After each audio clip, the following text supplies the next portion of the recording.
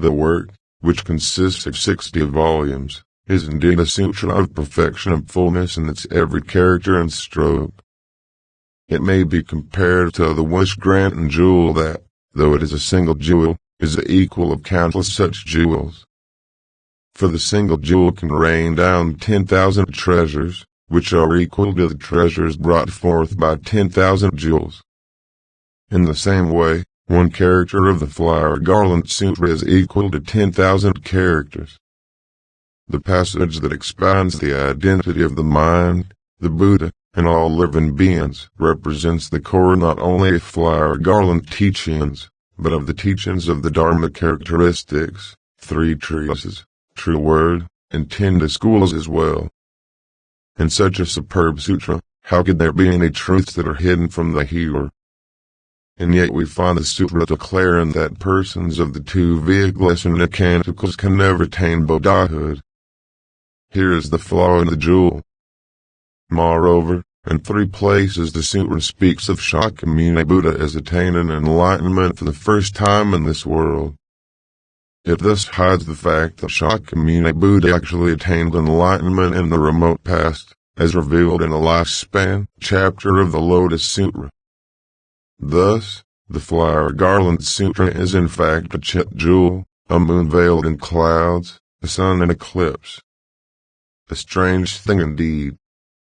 The sutras of the Agama, correct and equal, and wisdom periods, such as the Mahavairakana Sutra, since they were expounded by the Buddha, are splendid works, and yet they cannot begin to compare with the Flower Garland Sutra. Therefore, one could hardly expect that doctrines concealed even in the Flower Garland Sutra would be revealed in these sutras.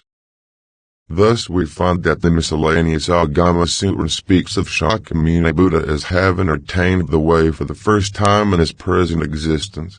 The Great Collection Sutra says, it is 16 years since to thus come one first attained the way.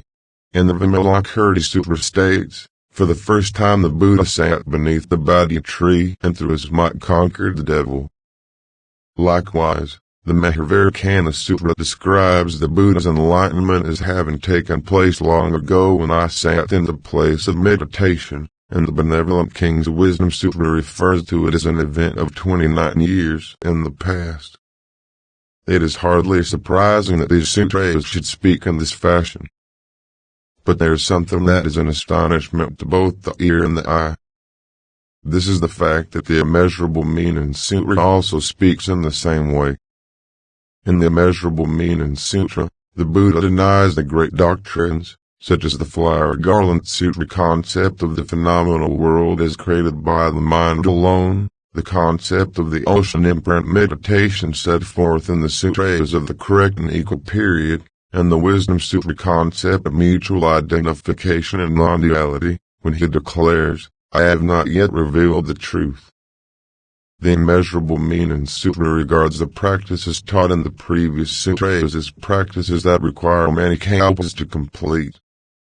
However, the same sutra says, in the past I sat upright in the place of meditation for 6 years under the Bodhi tree and was able to gain supreme perfect enlightenment, using the same type of language as the Flower Garland Sutra. The first sutra Shakyamuni preached after his enlightenment, when it talks of the Buddha having attained enlightenment for the first time in this world. Strange as this may seem, we may suppose that, since the Immeasurable Meaning Sutra is intended to serve as an introduction to the Lotus Sutra, it deliberately refrains from speaking about doctrines to be revealed in the Lotus Sutra itself.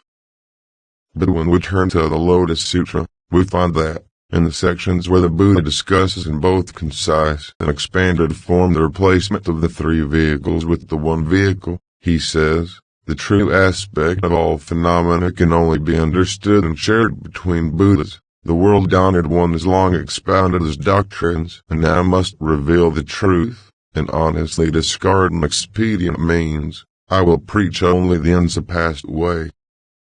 Moreover, many treasures Buddha testifies to the verity of the 8 chapters of the theoretical teaching, declaring that these are all true. We would suppose, therefore, that in them there would be nothing held back or concealed. Nevertheless, the Buddha hides the fact that he attained enlightenment countless kalpas ago, for he says, I first sat in the place of meditation and gazed at the tree and walked around it. This is surely the most astounding fact of all.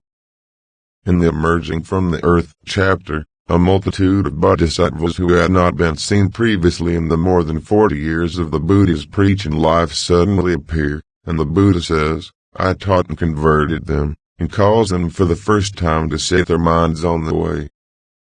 Bodhisattva Maitreya, puzzled by this announcement, says, World-honored one, when the thus come one was crowned prince, he left the palace at the Shakyas and sat in the place of meditation not far from the city of Gaya, and they attained supreme perfect enlightenment.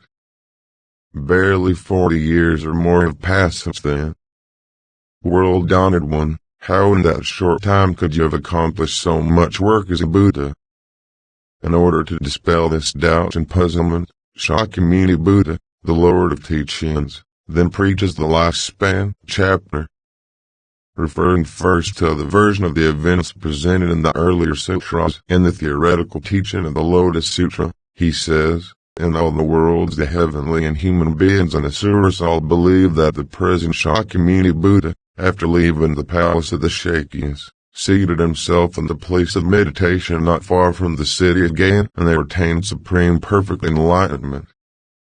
But then, in order to dispel their doubts, he says, but good men, it has been immeasurable, boundless hundreds, thousands, 10,000s, millions of naidas of kalpas since I in fact attained Buddhahood.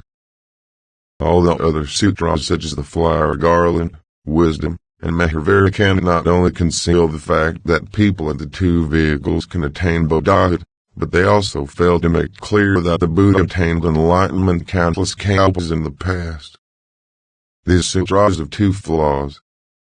First, because they teach that the 10 worlds are separate from one another, they fail to move beyond the provisional doctrines and to reveal the doctrine of 3,000 realms in a single moment of life as it is expounded in the theoretical teaching of the Lotus Sutra. Second, because they teach that Shakyamuni Buddha attained enlightenment for the first time in this world, referring only to his provisional aspect, they fail to reveal the fact stressed in the essential teaching that the Buddha attained enlightenment countless kalpas ago. These two great doctrines are the core of the Buddha's lifetime of teachings, and the very heart and marrow of all the sutras.